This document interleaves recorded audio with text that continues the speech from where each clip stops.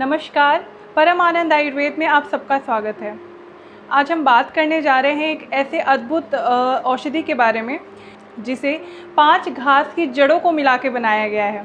आज हम बात करने जा रहे हैं तृण पंचमूल क्वाथ के बारे में। सबसे पहले आप नाम से ही समझिए कि इसका क्या अर्थ होता है। तृण मतलब घास, पंच मतलब 5 और मूल मतलब जड़, यानी 5 घास की जड़ों को मिला के इस औषधि का निर्माण किया जाता है, इसीलिए इसे तृण पंचमूल क्वाथ कहा जाता है।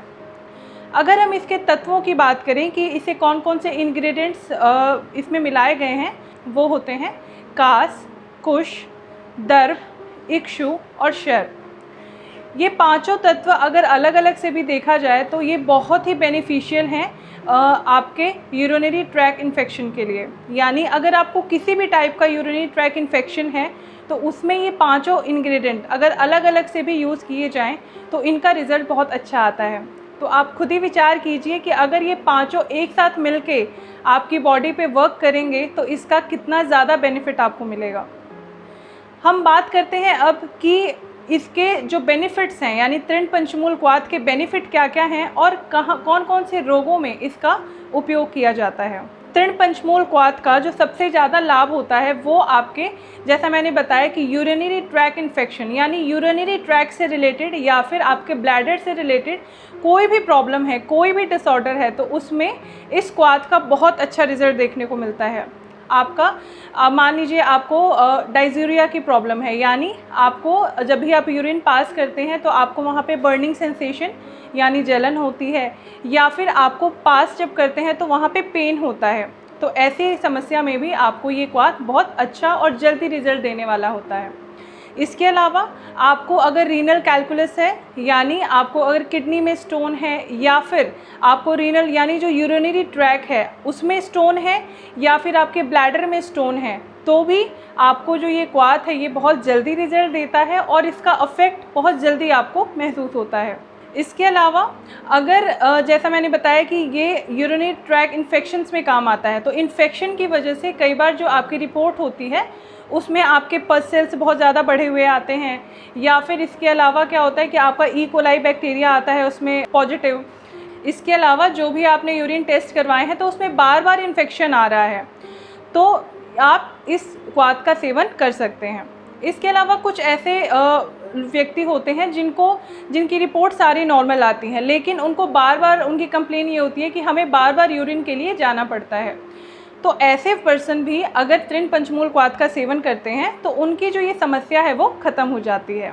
इसके अलावा जो ब्लीडिंग डिसऑर्डर्स हैं, यानी अगर किसी फीमेल में बहुत ज़्यादा ब्लीडिंग हो रही है उसके अलावा नोज़ ब्लीडिंग भी हो रही है, तो ऐसी समस्या में भी तृण पंचमूल क्वाथ का अच्छा रोल है। तो बेसिकली अगर देखा जाए तो आपके यूरिनरी ट्रैक से रिलेटेड कोई भी प्रॉब्लम है, वो इन्फेक्शन हो, या फिर आपको यूरिन पास करने में प्रॉब्लम हो रही है, या फिर आपका जो यूरिनरी ट्रैक है उसमें इन्फेक्शन हो गया है, इन्फेक्शन की वजह से वहाँ पे सूजन हो गई है, तो ऐसी समस्याओं में आप तृण पंचमूल क्वाथ का सेवन कर सकते हैं। या फिर आपको रीनल कैलकुलस है, या फिर आपको जो यूरिनरी ट्रैक है या फिर ब्लैडर है इसमें आपके स्टोन्स मौजूद हैं, तो ऐसी कंडीशन में भी आपको तृण पंचमूल क्वाथ का सेवन करना चाहिए। इसके रिजल्ट बहुत जल्दी आपको देखने को मिलते हैं। अब हम बात करते हैं अलग अलग इंग्रेडिएंट्स, यानी अलग अलग ये जो इंग्रेडिएंट हैं जो मैंने बताया है जो इसमें मौजूद हैं तृण पंचमूल क्वाथ के, इनके क्या क्या रोल हैं। तो सबसे पहले हम देखते हैं कि इनके थेराप्यूटिक इंडिकेशंस क्या क्या हैं मॉडर्न मेडिकल साइंस के अकॉर्डिंग। तो सबसे पहले हम बात करें, जैसे इन सभी के जो एक थेरेप्यूटिक इंडिकेशन जो कॉमन है, ये जितने भी इंग्रेडिएंट हैं जैसे कुश, कास, दर्भ, इक्षु और शर, ये जितने भी हैं तृण पंचमूल, इन सभी का एक कॉमन इंडिकेशन है कि ये डायरेटिक होते हैं। डायरेटिक मतलब ये मूत्र विरेचनीय होते हैं। जो भी आपको इन्फेक्शन है या फिर आपको यूरिनरी ट्रैक में कोई भी प्रॉब्लम है, तो कोई भी दोष है, तो ये इसको विरेचन के द्वारा बाहर निकाल देते हैं। इसके अलावा इनमें एक और कॉमन क्या क्या इनके इंडिकेशंस हैं, जैसे ये एंटी इन्फ्लेमेटरी होते हैं, यानी जो सूजन हो गई है आपको, इन्फ्लेमेशन मतलब सूजन, तो आपको यूरिनरी ट्रैक में किसी भी प्रकार की सूजन हो गई है इन्फेक्शन की वजह से, अगर स्टोन है उसकी वजह से, तो ये उसमें भी काम करता है। इसके अलावा एंटी माइक्रोबियल, एंटी फंगल भी होते हैं ये, जैसा मैंने बताया इन्फेक्शन, अगर वो इन्फेक्शन किसी फंगस की वजह से है तो भी ऐसे कंडीशन में भी ये काम करते हैं। अगर अलग से भी देखा जाए तो अगर ये जो इंग्रेडिएंट हैं इनमें दर्भ, कुश, काश, ये बेसिकली इन तीनों में जो एक गुण होता है वो होता है अश्मरी भेदन का, यानी ये वेसिकल कैलकुलस, यानी इसका ये मतलब हुआ कि आपके जो यूरिनरी ट्रैक है, जैसा मैं बता रही हूँ कि अगर आपके यूरिनरी ट्रैक में किसी प्रकार का स्टोन है, आपके ब्लैडर में है या फिर ट्रैक में है, तो उसको दूर करने, उसको बाहर निकालने में भी हेल्प करता है। तो ये जो गुण है इन जो सबसे ज़्यादा जो इन तत्वों में से है वो है आपका दर्भ, कुश और काश में, और इक्षु में भी है। तो इन सभी में एक जो गुण मैंने बताया वो है अश्मरी भेदन का, यानी अश्मरी भेदन मतलब पत्थर को भेद के तोड़ के बाहर निकालना, तो ये इसमें गुण है। इसके अलावा जैसे है एंटी यूरोलिथियासिस, ये भी एक प्रॉपर्टी है इनकी, ये भी एक इंडिकेशन है। तो इसका भी सेम ही मतलब है कि जो आपके यूरिनरी ट्रैक में अगर स्टोन है तो उसको तोड़ के बाहर निकाल देना, ये भी एक इसका इंडिकेशन है। तो ये तो आपके थेरेपेटिक इंडिकेशंस हो गए according to modern medical science. अब हम बात करें कि आयुर्वेदा के पर्सपेक्टिव से क्या इनके गुण बताए गए हैं। तो संहिताओं में जो इनके गुण बताए गए हैं, इन सभी तत्वों के जो मैं तत्व बता रही हूँ, तृण पंचमूल, जैसे मैं बार बार इनका नाम भी रिपीट कर रही हूँ, जैसे कुश, काश, शर, दर्भ और इक्षु, इन सभी का एक गुण बताया गया है कि ये मूत्र कृच्छ में काम आते हैं। यानी मूत्र कृच्छ मतलब डाइज़ूरिया का आप उसको कहिए कि आपको पेनफुल यूरिनेशन हो रहा है या फिर बर्निंग सेंसेशन हो रही है, जब भी आप यूरिन पास कर रहे हैं, पेशाब जब आप कर रहे हैं तो उस समय आपको वहाँ पे जलन हो रही है और आपको दर्द भी महसूस हो रहा है।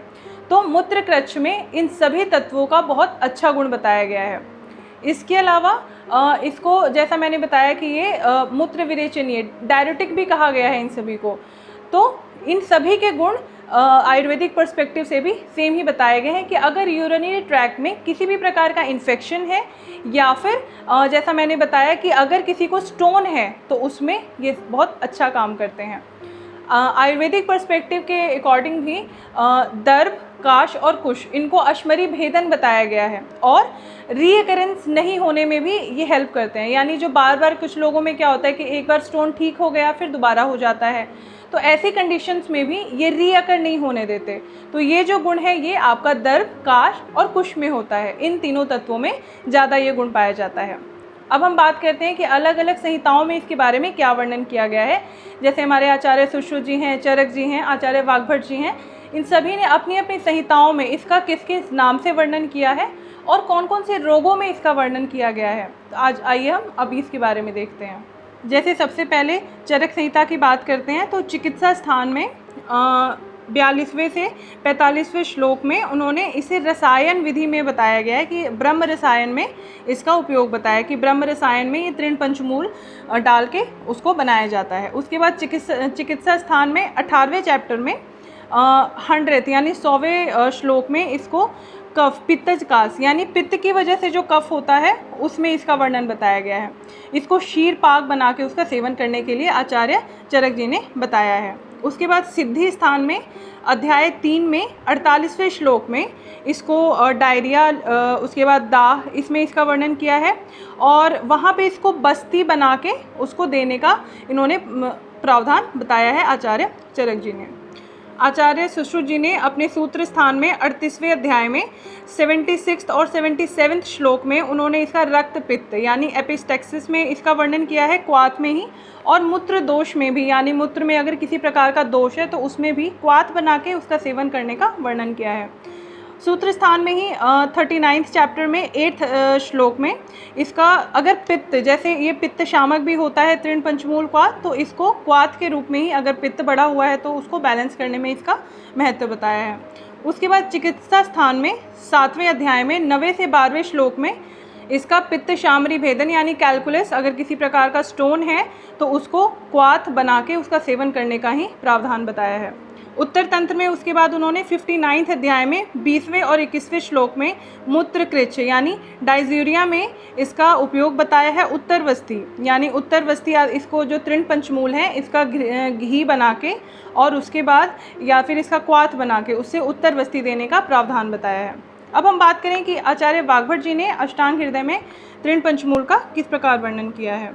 यहाँ पे मैं एक और बात बताना चाहूँगी कि आचार्य सुश्रुत जी ने इसे तृण संघ के नाम से भी कई कई जगह पे वर्णन किया है और आचार्य चरक जी ने तृण पंचमूल के नाम से ही किया है। ऐसे ही अष्टांग हृदय में आचार्य वाग्भट जी ने त्रिणाख्य नाम से इसका वर्णन किया है। तो अब हम देखते हैं उन्होंने कहाँ कहाँ वर्णन किया है। उन्होंने सूत्र स्थान में 6 अध्याय में 171वें श्लोक में रक्त पित्त को ठीक करने में इसका योग बताया है, त्रिणाख्य योग में। उसके बाद चिकित्सा स्थान में 6वें अध्याय में 62वें श्लोक में तृष्णा मूत्रघात चिकित्सा, और यानी आपको यूरिन से रिलेटेड कोई प्रॉब्लम है या फिर तृष्णा की प्रॉब्लम है तो उसमें उन्होंने इसका पंचमूल यानी इसका वर्णन सिर्फ तृण पंचमूल, आप उसका क्वाथ बना के या फिर आप उसका घी बना के उसका सेवन कर सकते हैं। सेम बात उन्होंने 11वें अध्याय में 6ठे श्लोक में भी यही बताया है। चिकित्सा स्थान में उन्होंने फिर 14वें अध्याय में 62 और 63 श्लोक में यानी 62 और 63 श्लोक में उन्होंने पित्तज गुल्म भेदन यानी किसी प्रकार की कोई गांठ बन गई है जो पित्त की वजह से है तो उसका भी उन्होंने भेदन यानी उसको दूर करने का भी उन्होंने जो प्रावधान बताया है वो क्वाथ से ही बताया कि अगर आप तृण पंचमूल क्वाथ का सेवन करते हैं तो ये दूर हो जाता है। उसके बाद कल्प सिद्धि स्थान में भी उन्होंने 4वें अध्याय में 13वें से लेके 16वें श्लोक तक उन्होंने दाह, अतिसार, रक्तपित्त और मूत्राघात इन सभी बीमारियों में उन्होंने इसको क्वाथ या तो आप उसके क्वाथ का सेवन कीजिए ओरली या फिर निरूह बस्ती या फिर आप उसका बस्ती लेने से भी जो आपकी ये प्रॉब्लम है मूत्रघात की यानी यूरिन से रिलेटेड जो प्रॉब्लम है, आपको एपिक्स्टेसिस है या फिर अतिसार है, आपको दाह है, दाह यानी बर्निंग सेंसेशन, तो इन सभी में उन्होंने इसका उपयोग बताया है।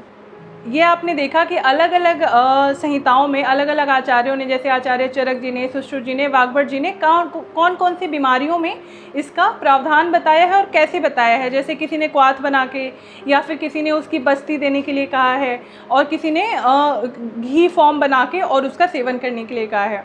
लेकिन बेसिकली आपने गौर किया होगा कि जो यूरिन से रिलेटेड जो प्रॉब्लम है या फिर बर्निंग सेंसेशन यानी पित्त से रिलेटेड जहाँ पे कोई प्रॉब्लम आ रही है तो वहाँ पे आपका तृण पंचमूल क्वाथ का उपयोग का प्रावधान बताया गया है। तो जो तृण पंचमूल क्वाथ है ये पित्त शामक भी होता है यानी पित्त से रिलेटेड कोई प्रॉब्लम है।